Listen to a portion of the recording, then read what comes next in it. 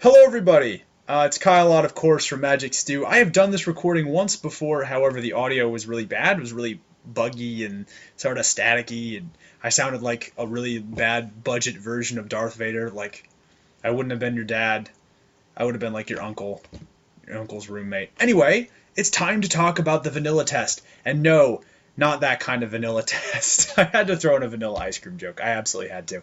Today, we're going to be talking about the vanilla test, which, as it pertains to draft, I'm going to move this little block here so you guys can see me, or so you can see what the writing is at the very least. The vanilla test is actually a way that you, the player, can evaluate a creature. It compares the power and toughness of a creature to its mana cost. This is very important, especially if you are someone who is new at drafting, because it allows you to sort of evaluate a creature in a vacuum. This is very, very important when you're approaching a new set. For example, like let's say you're going into your Rivals of Ixalan pre-release, having never looked at any of the spoilers, and you're really excited, you want to give it a shot, but you haven't had a chance to look at any of the cards. So because of the vanilla test, you can take a look at a creature and be like, oh, this is good, this is not, this is playable, this is garbage. Now, it's important to throw a shout out, of course, to Limited Resources, which if you haven't checked it out before, it's a very important podcast, especially to those of us who are limited grinders. It's run by a guy named Marshall Sutcliffe, and it deals with all things draft.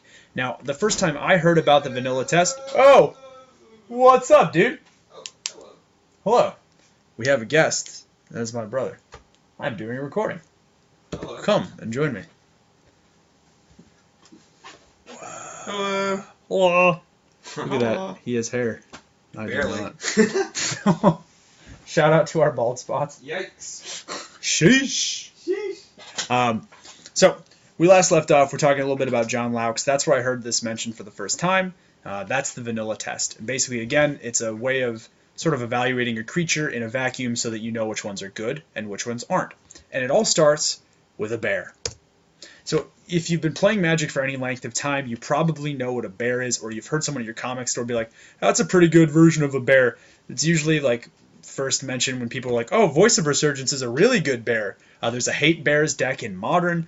So basically this term bear is sort of important in Magic's history. It refers to grizzly bears, which was Magic's original OG 2-mana 2/2. That's very, very important to remember. Since that card has been printed, 2 mana for a 2/2 has been the base line for these creatures. You'll always be okay paying 2 mana for a 2/2 creature. Now granted, this is going to change a little bit depending on the set that you're in. So for example, in Ixalan, which is a much faster draft set, you're always going to want as many 2 mana 2/2s as you can possibly cram into your deck. In Khans of Tarkir, when everyone was paying 3 mana for a 2/2 morph, 2 mana 2/2s were really, really good. But again, it's all going to depend on context, but this is the baseline for the vanilla test. You want to pay 2 mana for 2 points of power and 2 points of toughness. Also, shout out to one of our subscribers. His name is Balls Hang Solo, which is a hysterical name. I pulled this version of the Grizzly Bears illustration specifically for you, buddy. This is for being a loyal fan. I appreciate the help. All right, so that's where we start with the 2 mana 2/2s. Moving on to 3-drops. The baseline for a 3-drop with no abilities is 3 mana for a 3/3 creature. Now sometimes they'll throw some different stuff at you, but 3 mana for a 3/3 creature is usually what you want to play. You're going to be happy if you can pick up a card that resembles Nessian Courser in form or function. Now, you're also going to be okay with paying 3 mana for a 2/2 creature with an important ability. I'm not talking about paying 3 mana for a 2/2 with lifelink, because that's generally pretty bad. A 2/2 is not going to survive a ton of combats for that lifelink to be relevant. A 2/2 with trample isn't going to get through a whole bunch. A 2/2 with reach doesn't block very effectively. But a 2/2 with flying, like Windrake, can dodge a lot of creatures, can get in some damage. It's an evasive threat. A 3 mana 2/2 with Death Touch can trade up with much bigger creatures, can attack in if you enchant it. It's particularly good with combat tricks. So 3 mana for a 2/2 with a relevant ability, or 3 mana for a 3/3 with no ability are the baselines for this part of the vanilla test. Now we're going to talk about the sad tale of the Hill Giant. I picked the saddest bard ever. You can see that sad, sad bard. Rest in peace, Hill Giant. Wherever you are, you beautiful bastard, and that giant beanstalk in the sky. So in the days of yore, we would used to be okay paying 4 mana for a 3/3 creature. However, power creep is a thing. Who knew? And so now we're not okay paying 4 mana for a 3/3 anymore. Generally speaking, however, it's still important to talk about 4 mana creatures. So 4 mana for a 4/3 creature like this Borderland Minotaur, or 4 mana for a 3/4 creature like Grazing Whiptail from Ixalan is generally acceptable. Now, you can also pay 4 mana for a creature that has a lower power and toughness, but also comes with a relevant ability. So for example, Nimble Innovator, which was a card that I played quite a bit of because I really liked blue in Kaladesh Draft, was fine because not only was I getting a 2/2 creature, but I was also drawing a card. Again, it's really important to evaluate what those abilities are. For example, a 4 mana 2/2 with Trample and Lifelink, probably not going to do a whole lot. A 4 mana 2/2 with Death Touch and First Strike, on the other hand, it's a different story. So it's important to evaluate your keywords, but generally speaking, 4 mana for a 4/3 or for a 3/4 is where you want to be looking at. Now, there's not a whole lot to talk about with 5-drops. If you're not paying 5 mana for a 5/5 creature, you're doing it wrong. Like if you're paying 5 mana for a 3/5, looking right at you, Siege Mastodon, you don't want it. It's not good. 5 mana for a 5/5 creature, that's the baseline for it. Anything else fails the vanilla test, unless it has like every ability ever. Like for example, Sarah Angel is a 5 mana 4/4 flyer with Vigilance. Different. Very different. Flying makes a huge difference as well. It's kind of important to remember. But in general, if your creature has no abilities, 5 mana for a 5/5, super important. Now, I could do a whole lot of talking, but that's not going to help you guys out a whole bunch. So what I've done is I've made a couple cards, and I've pulled some cards from Ixalan, and we're going to talk about them. We're going to look at these cards, we're going to evaluate them, and see if they pass the vanilla test. This is very important. Again, this is going to test your abilities, test how good you are at drafting, and test your understanding of the vanilla test, which is important. We're going to test a test. Yeah, that was lame. All right, first card up is Super Cool Dude, which is a card that I definitely did not make using Google stock images of dice. It is 2 mana for a 0/1 Dude creature. You can pay, yeah. So when Super Cool Dude enters the battlefield, you create 2 1/1 green bruh tokens. Does it pass the vanilla test? Drumroll, please. Yes. Yes, it does. So remember what we talked about with Grizzly Bear. You want to pay 2 mana for 2 points of power and 2 points of toughness. In this instance, you're paying 2 mana for 2 points of power and 3 points of toughness that's spread across 3 different creatures.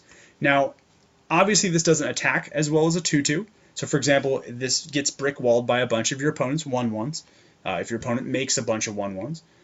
But for the most part, you're still getting 2 points of power, 3 points of toughness, spread across 3 creatures, and for that, it passes the vanilla test. This also gets better if you make like some bounce effects, or like you can blink Super Cool Dude to make a bunch of bruh tokens. But again, getting ahead of myself. But it passes the vanilla test. Let's look at Legion Conquistador next. Now, I try to find high-quality card images, but for some reason this one came out super blurry, so my apologies. So, Legion Conquistador, and I'll read this for those of you looking at it on your phones or where it's smaller and you can't read that blurry text. It's 3 mana for a 2/2 creature that when it enters the battlefield, you can search for any number of cards named Legion Conquistador and put them in your hand. You have to reveal them, obviously, as well. Otherwise, people will think you're like demonic tutoring off of a white card. Don't do that. It's not cool. Does this pass the vanilla test? No, but it's a special case. So let's go back and look at this guy. In a vacuum, 3 mana for a 2/2 creature is a pretty bad ability. Even if you have 2 of these guys in your deck, you're basically paying 3 mana for a 2/2 creature that draws you a 2/2 creature that you're paying more mana than you should for. Yeah, gross. Gross, gross, gross. However, if you wind up having 3 or 4 copies of Legion Conquistador, the card becomes a lot better and actually passes the vanilla test. Instead of drawing 1 card off of a single Legion Conquistador, you're drawing 2, maybe even 3 cards off of a single card.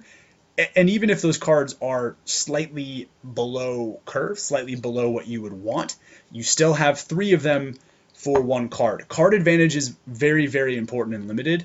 There's not a lot of board sweepers. There's not a lot of great removal in Limited. It's about sort of edging out and getting your own little advantages, especially on the board. And Legion Conquistador, with 3 or 4 copies of it, it makes that a lot more feasible. So, special case, but on the surface, fails. Now let's talk about some pirates. Everybody loves pirates. And we're going to talk about whether or not Brazen Buccaneers is treasure or stank booty. Nobody wants stank booty. Nobody. So let's talk about Brazen Buccaneers. 4 mana for a 2/2 human pirate creature with haste, and it explores. So if you find a land on the top of your deck, you get it in your hand. If it's a non-land card, you get to keep it on top or put it in your graveyard. Regardless of what you do with that non-land card, it's going to get a +1/+1 counter. And this is a pretty easy pass.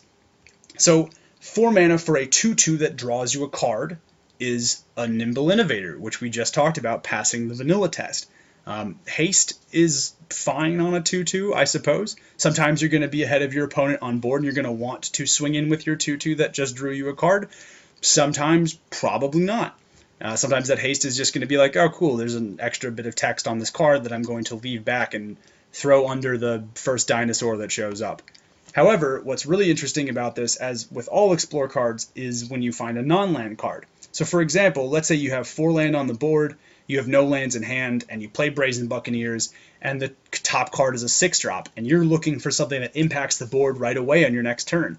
You either need a land to cast the spells that are still in your hand, or you need a creature that you can cast with 4 mana. So you put the 6-drop in your graveyard. Let's say, for example, however, you're in a tight spot. You need a big creature. You top deck a 1-drop. Let's say one of the Fire Shrine Keepers in your deck. And you realize, a 1/1 with Menace isn't really going to do a whole lot for me in this situation. And you put it in your graveyard. You still are left with a 4-mana 3/3 with haste. And haste becomes a lot more relevant when you have 3 points of power and 3 points of toughness as opposed to 2. But this time you've managed to either ditch a really bad card or keep a good card on top. Like, let's say you find removal on top of your deck, and you're like, oh, cool, I know I'm getting removal next turn. I can play accordingly, or I can keep this on top, and my opponent knows that I've got this. Maybe that changes the way that they play. Maybe you can exploit the fact that you and your opponent both know about this removal to your advantage. But you get to keep that good card on top. And you get the 3/3 with haste on top, with the haste as well, tacked on that. It's just value, so it passes the vanilla test pretty easily. I know this was a short one, but that does bring us to the end of this presentation. Don't forget to like, comment, and subscribe to Magic Stew if you have not already. I have to tell you guys right now, it's a lot of fun doing this. Let me know what you think about the webcam here. I just felt like with our last presentation, we didn't have enough going on. It just felt too staid and sort of sterile. So I figured to add in this video, and maybe it'll be a little more entertaining for you. So if you like it, let me know. Reread the comments. If you don't like it, that's cool too. Just don't forget to like, comment, and subscribe. And until next time, I will see you later. Peace.